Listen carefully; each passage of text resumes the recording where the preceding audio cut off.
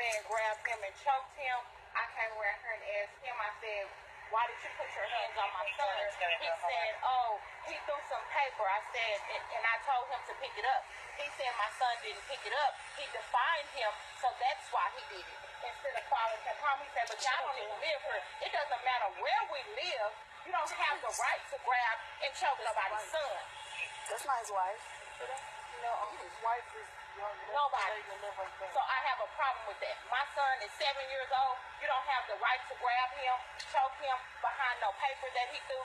What you should have done, because we have been living here for years, so you know that my house is a door in between yours. You could have came to me. Don't put your hands on my son. Why don't you teach your son not to litter? He can't prove to me that my son littered. But it doesn't matter if he did or didn't. It doesn't give him the right to put his hands on it. Why not? Because he don't. You are loud. Who's that? Because he don't. This man just asked my mama, why does this white man not have the Why would you ask me, why don't I teach him? You don't know what I teach him. And you don't, whatever you teach your kids don't mean that they go by your rules when they're not in your face. Because you just piss me off telling me what I teach my kids and what I don't. If you keep yelling at me, you're going to piss me off. I'm going to send you to jail. Okay, you're not, okay? They don't shoot that. We are on live. Don't grab her. Don't grab her. Do not grab her. Do not grab her. You're on live. You're on live. Don't move, mama. Move. Shut up. Shut the fuck up. Don't move. Don't move. You're on live. Everything you just did is on live. I promise you that. I promise you that. You on live. Bitch. You on live. Bitch, I'm glad I just went live. Bitch, you on live. Everybody else here. Stop fucking screaming. You a bitch. You a bitch. Nigga, you on live. You on live. I got this whole thing recorded on Jesus Christ. I got the whole thing recorded, bitch. On Jesus Christ, I got the whole thing recorded, bitch. You a pig ass bitch. Fuck y'all, motherfucking police, bitch. Bitch, I just recorded that's my motherfucking mama in the white, and that's my sister in the pink. You a pig ass bitch. And I just recorded every motherfucking thing on live, bitch. I'm on motherfucking live. Everything you just did is on live, bitch. Everything you motherfucking said is on live, bitch. I promise you. I promise you. Hey, stop fucking crying. It ain't no reason for you to cry. Everything on motherfucking live, bitch, and you a pig ass bitch too. I spray you in your motherfucking face, bitch. Bitch, go in the house. On Jesus Christ, everything is on motherfucking live. Everything. Move. Everything is on motherfucking live. Everything is on live. Everything is on live, bitch. Everything is on live, bitch. All y'all, pig ass bitch. You a pig ass bitch. I'm 16 years old. She fucking 15. She fucking 15. His last name is Martin. His last name is Martin. Get in the car. Martin. I just recorded everything. I just recorded everything, bitch. You a pig ass bitch. You a bitch, nigga. I'm Jesus Christ, you a bitch. You a pig ass bitch. And I just recorded every motherfucking thing. You a pig ass bitch. I ain't going nowhere. I'm recording this whole motherfucking thing, bitch. You got me fucked up. You a pig ass bitch. And I recorded every motherfucking thing you just did. When you kicked up, bitch, it was recorded. Okay, you're going to jail soon. I don't give a fuck. Get my phone. Get my phone. Your phone is over there. No. He can't take my phone, can he? He can't take my phone, can he? He can't take my phone, can he? Yes, I can. Let go of the phone. Tiffany, he can't take my phone.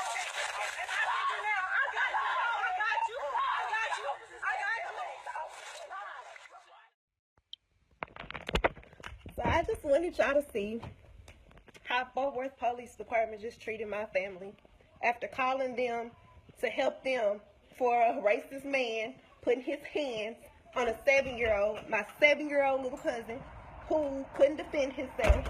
And when they called Fort Worth Police, this is what we got. These motherfucking racist ass officers who clearly are not here for us. Racist bitches. Y'all share this video. We want everybody to see this shit. How Fort Worth Police Department is here to treat people, and what this racist ass police did. He deserves to lose his job, and that is our goal, to make this bitch lose his job. Y'all share it. Thank you. Why don't you get your son off the litter?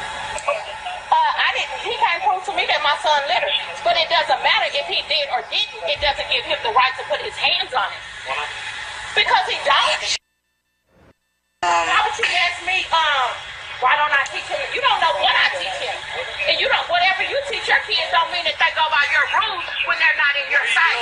Because you just pissed me off telling me what I teach my kids and what I don't.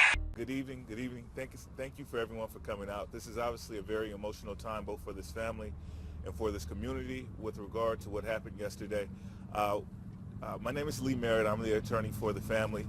And to be clear, we're after 4 things as a result of the incident that happened yesterday.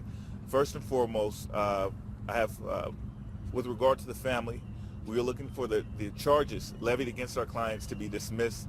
There have been various charges, including, wow, I've lost the charges.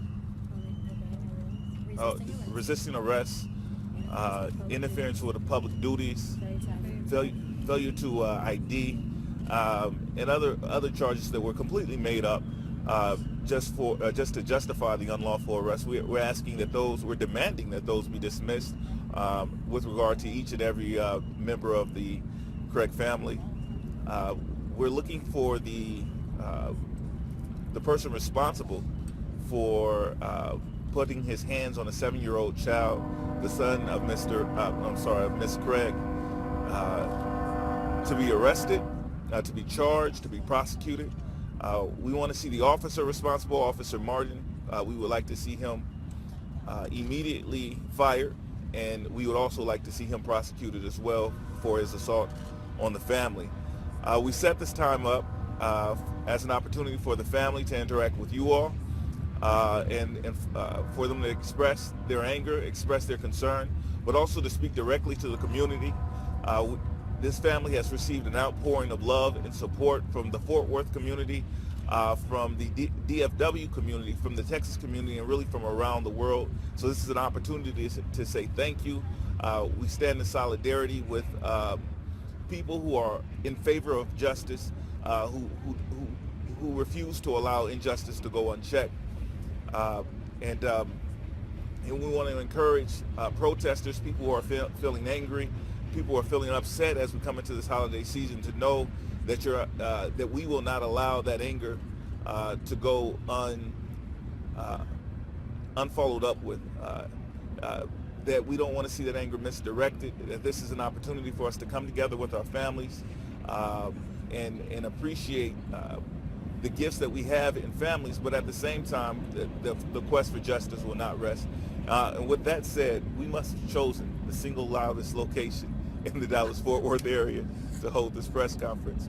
But with that said, Rod Smith, who's speaking on behalf of the family, will attempt to give a brief statement, and I'm going to talk until the train passes, because at least my voice may carry a bit. But Rod Smith is the cousin of Miss Craig, and he'll give a brief statement, and then I'll open it up to questions. Myself and my partner Jacqueline Craig will be interjecting in some of the questions, just because there is open litigation. There are open criminal charges against our clients, and so there's certain things that we don't want them to answer, certain things we don't feel like they should answer. But we did want an opportunity for them to express their feelings with regard to the situation, and for the community to have a chance to hear from them. With that said, and it being a little quieter, I ask Mr. Rod Smith to step forward. We want to thank the community for rallying together to ensure that we get justice.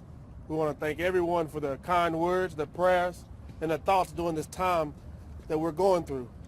We ask each of you to continue to be upset.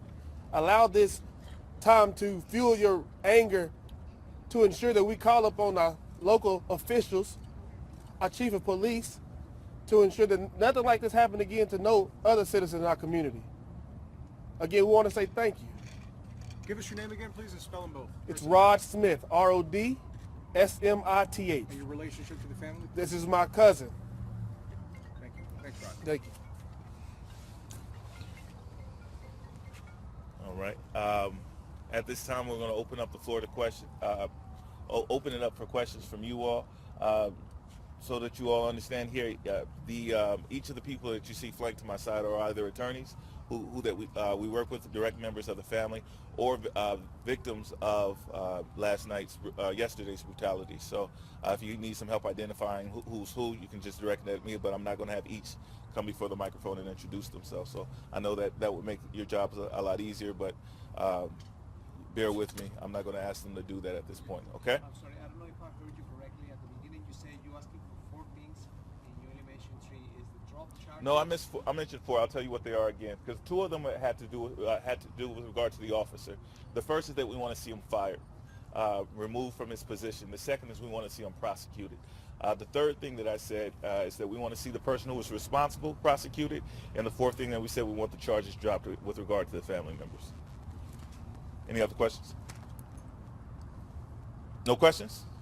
This was short. We appreciate you all coming out. No, I'm just kidding. Maybe Please. the family members going to speak at all? To the extent that you have questions, you want to direct it towards them, yes. Ms. Craig. You're calling for him to be fired, but you guys haven't seen the entire video. Can you explain, please talk a little bit about maybe what you were talking about. There are edits in that video, and a lot of people are wondering, why are there edits? Why is the video edited? I can address it. Sure. Please talk about that. To be clear, there's this philosophy that the video is edited because I believe the video jumps at a particular portion. If you're familiar with going live, what happened is our client Brea, who's standing right here, she went live when this incident was going on. Her page was private, so only persons that are friends of hers could actually see this live display. She was concerned that law enforcement would potentially delete the video, and so what she did is she asked her friends, hey, don't just share this video, please somebody record my live. What happened is her cousin, that's the video that's actually gone viral, her cousin actually went live on the live. So I attempted to actually gain a copy of the video from her cousin, but because she went live, it's not actually on her phone. So what she did is she only recorded maybe 2 minutes or so after the officer arrived until after it ended. But the entire video is a little bit longer. It shows where the officer took the phone. He ended up, I believe, tossing it into his car, things like that. But what you're seeing, what's gone viral, is actually a live of the live. But there were no edits. She did receive a phone call during that time period, though. How long is the original video? The original video... To be clear, in the original video, the original recording Brea made, she began recording before the officer even came on the scene. She began recording when they approached the neighbor who had assaulted the child. And so we're not exactly sure of the length, but it's significantly longer. To be clear, when you say edited, what is seen in the video, there's no mistake or there's no disagreement that what was seen in the video actually happened. When my client asked the police officer what he was going to do about the child being assaulted, he said, "Why don't you teach your child not to litter?" That was his response to a statement about someone being assaulted. That there was no report made, that there was no arrest made. That wasn't edited out. There's no section of the video where you see the officer arresting the person who assaulted a 7-year-old child on the corner. And so when you ask, why are we calling for his arrest? Because he engaged in clearly illegal behavior on the video. Additional footage prior to him getting there, for the most part, will not negate the clear evidence of a crime that we saw on the video. Ms. Craig or Brea, can either of you speak to the importance of video in situations involving police? Do you watch the news? Hold on. Okay. I just want to get your perspective on why you thought it was so important. Okay. Well, I felt it was important because we see police kill people every day on video, and that could have easily been my mother, myself, or my 15-year-old sister. That's why I felt it was the need to record it, because that could have been anybody, and that couldn't have been his taser that he pulled out. That could have been his weapon. and he could have shot.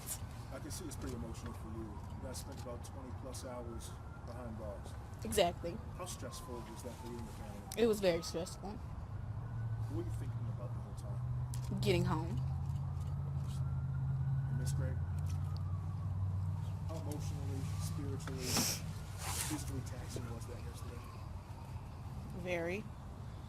I'm very distraught because what I felt I was doing was actually protecting my child, and it didn't happen. It made me feel less of a parent that I couldn't protect him when he needed it. We're often asked what was the most offensive thing about what happened yesterday, and there were so many things. As you watch the video, it gets worse by the minute. When you think you've reached the worst part, it gets worse. But the singular, I believe the singular most offensive thing is that this is a parent who believed that she could call a police officer to the scene to help her in a time of need. And instead of being able to protect her or her child, she was assaulted. Her child, two of her children were arrested and terrorized, and it sent a signal to the 7-year-old who was just assaulted by a neighbor that he could never rely on police officers for protection, because when police were called to protect him, they arrested his mom and his sisters, and that's an attack on this family, but it's an attack on the African American community. I believe that's why you're seeing such a strong reaction really across the world. There's a rally going on as we speak in Forward. Did they ask you to join them, or did you know about the rally? We heard about the rally. The organizers of the rally were respectful enough to allow us to deal with the immediate concerns of the family while they were organizing the rally. And we appreciate all the efforts made by that group, and I believe the organizers of the group of that rally is the Next Generation Action Network. While we appreciate their ongoing struggle for equality within the DFW area and with the national community, we weren't a part of the organization of that. We obviously are a part of participating in it as it's going on right now, but we do stand in solidarity with their cause. That is a group that has consistently and vehemently called for accountability in terms of police brutality within the Dallas-Fort Worth area, and we appreciate their support in this situation. But the family right now is dealing with the criminal charges that they're facing and the assault on their family, and really just being released from jail a short time ago. Ms. Craig, can you talk a little bit about, you mentioned earlier that you teach your kids to look up to officers or to respect them. Can you talk about your shock when you began hearing an officer then criticizing you when you were trying to make a complaint about someone who had done something to your son? I really can't, because I was just numb at that point. So I really can't just say how I felt anymore, trying to pay attention to what was going on with my kids and the fact that I was just numb. So, I can say that number one, I've heard from the kid, and that kid has aspirations, I believe, to be one of two things. One is a basketball player, the other was a police officer. And I wonder, I haven't heard from him since, I wonder if that's still his aspiration after today. And I have a child, and I reacted physically. I have a child that age, and I reacted physically to the officer responding to his assault, to the report of an assault on that child, by saying that person should, that the child shouldn't litter. I give Ms. Craig such high praise, because if you really watch the video, although she becomes understandably upset, she maintains her composure in a way that for me is superhuman when dealing with one's own child. Do you know, could you tell us how long Ms. Craig and Ms. Hymond spent in the jail itself, and is that usual that it takes, this long from Wednesday afternoon to today to get out? Sure. They processed in shortly after the incident, first reporting to the Fort Worth area, to a Fort Worth precinct. They stayed there for an abnormally long amount of time, because first they were arraigned, Then shortly after being arraigned, an internal affairs investigation began. And so instead of being processed on to their next location, which would have been Mansfield, they had to remain in order to undergo that internal affairs investigation. That internal affairs investigation lasted well into the morning hours, 3 or 4 o'clock in the morning. My client will tell you that she was up early that morning at 5:30 a.m. preparing her children for school. So it was at least a 24-hour period of without any sleep, constantly being asked questions and moved around. When she was transferred over to Mansfield, once we got to Mansfield, Jacqueline Craig took over the bonding process, and that process took on a life of its own, which I'll allow her to talk about. What I was going to say is, number one, the way that things are set up in Fort Worth are a little bit different than the average city in the state of Texas, really, and that Fort Worth doesn't have their own city jail. They actually contract to Mansfield, and so that was part of the delay that we had in this situation, because they literally shuttle people back and forth to get to Mansfield to be housed where they're formally booked in. I actually arrived at Mansfield jail maybe around 7:30 this morning. Their bodies were physically there, but they still had not booked them in. So I can't get anybody out who's not even technically in. Eventually, maybe about 8:30 or so, I think they informed me that they had officially been booked in. At that point in time, I was apprised of the official charges that were pending against them, and at that point in time, I began to work on getting their bond secured so that they could be released. Ms. Craig, what would your response be if, in fact, the police department went ahead and allowed the police officer to stay on and continue his service with the police department, but he had to take some type of sensitivity class? What would be your reaction to that? I've prayed and given everything to God, so whatever's in the will of God, I'll accept. I'll tell you what, the community won't accept that. The community will not accept this officer given a slap on the wrist when he is clearly not fit to serve and protect the citizens of Fort Worth. Her attorneys won't accept it.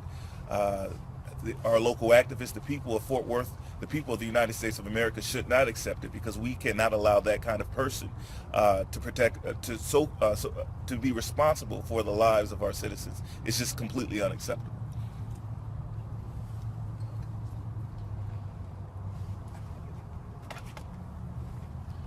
So Lee, if you were told that his actions were actually textbook, that wouldn't be acceptable? Then the textbook needs to be burned. If that's in fact the textbook reaction, a response, and you know what, that wouldn't completely surprise me. But that would demonstrate that there needs to be systematic change to how we train, how we select, and who we put out on our streets to protect our citizens. So it's not acceptable that he followed the textbook, if that was in fact the textbook. And I'll tell you what, that's not the textbook. Not speaking as a police officer, but speaking as a civil rights attorney who has a high regard for the profession of policing, and to know, and this is important, I spoke with Internal Affairs last night, and at one blush at the videotape, every officer that I spoke with, down to a man, was deeply disturbed by what happened, and I believe that they're going to go about the process of trying to understand and hopefully making amends for that officer's actions. I would direct this again to Ms. Craig. Please. I talked with a police advocate today, and she was upset because she thought that this incident was going to take the effort to bond the police department and communities together as far back as as it's been, and they're trying to make progress, and yet this incident, she's afraid, would put them back. Do you think this has damaged the relationship between? Yes. Can you talk about? I don't want to talk about it. I feel as though it's damaging, very. Yeah. And I think it's dangerous, and I think it's irresponsible to continue to call these isolated incidences that smear otherwise sterling reputation of the department. That officer acted alone in the arrest, but before he left the scene, other officers arrived. before witnesses dispersed, before even all of my clients were placed in the squad, in the respective squad cars. Other officers were present. None of them went about taking a report of the individual who was accused of assault. None of them went about gathering statements from the witnesses who would have discussed the disgusting arrest that they had just observed. And none of them have come forward. I haven't seen any of them before the cameras have reached out to me, and I've been reached out to, my office has been reached out to by individuals, citizens, groups, elected officials from across the country, but not a single one of those officers who were present have come to me and said, you know what happened was wrong, and we stand with you. And so it's not an isolated event as long as people who can do something from the inside say nothing about it. And it's frankly not an isolated event because we've seen too many of it, seen it too many times in recent times. So in all this, there's still a neighbor who allegedly choked the child or put his hands on the child. What's next process-wise in terms of how you guys are going to deal with this? The reason we came down here today was to determine if a report ever was opened up. When we spoke with Internal Affairs as of early this morning, the report that my client initially made disappeared. There was no official report ever made, and so the first step in that is to ensure that a report exists. But no longer a possible call for service, I'm sorry? No longer a possible call for service to the street? No. All right. So that would be our first step, and we would continue to seek that the prosecutor pursue charges against that individual. And until that happens, we will continue to seek justice. How much is race a component in all of this? How much is race a component? Sure. I've spoke with her about this briefly, and I think I will allow her to give. Yeah. Okay. When we spoke about this earlier, she was reluctant to answer this well because this is not a situation where someone came out and you began using racial slurs, but the inference of racism is all over it. If this was from the beginning, if this was a white child who had been choked by a black man, there is no way on God's green earth that they would be walking free, and that the mother of that child would have been arrested along with her with this child's siblings. It just simply doesn't happen. And so what we use in the area of law is inferences. So the officer's not going to say I did it because they were black.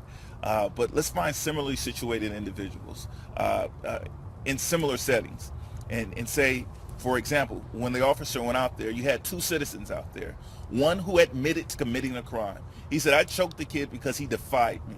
And another one who simply said, my son was the victim of a crime. The difference between those two being citizens was one was white and the other was black. The white guy went home that night. My client just got out of jail recently. So the inference of racism is there, and unless they can offer a more plausible explanation why this happened, or why countless incidents of just like this happen all over the country, then we're going to call a spade, and it's racism. Do you know anything about the officer? I mean, have you been able to look back and see if there have been previous incidents along these lines? No, the identification of the officer hasn't been released. I look forward to looking into his training, into his background. His posture from the moment he stepped onto the scene was disturbing to me, and I would be deeply surprised if this was his first offense. Do you know anything about the man who choked the 7-year-old? Nothing. Has there been any problem with him before? No, there's the family is familiar with the man. They've seen him around the neighborhood. They've lived next to him for quite some time. They've never exchanged words, either positive or negative. There was no prior beef or animosity.